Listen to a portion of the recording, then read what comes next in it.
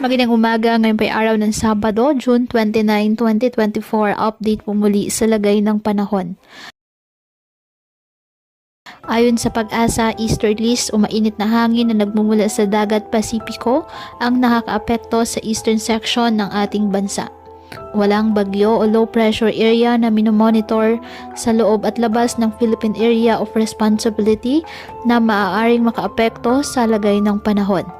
Ngayong araw ang Aurora, Quezon, Bicol Region, Eastern Visayas, Caraga at Davao Region sa bahagyang maulap hanggang sa maulap na kalangitan with isolated rain showers or thunderstorms dahil pa rin po sa easterlies. Habang sa nalalaming bahagi ng bansa kasama ang Metro Manila, bahagyang maulap hanggang sa maulap na kalangitan with isolated rain showers or thunderstorms dahil naman sa mga localized thunderstorms. Kaya patuloy pa rin natin na pinag-iingat ang ating mga kababayan sa banta po ng mga posibilidad ng pagbaha at pagguho ng lupa, lalo na kapag may malalakas na ulan. At ugaliin po na magdala palagi ng payong o hatan mo panangga sa ulan sa tuwing lalabas po ng ating mga tahanan. At yan po muna ang update sa lagay ng panahon ngayong araw.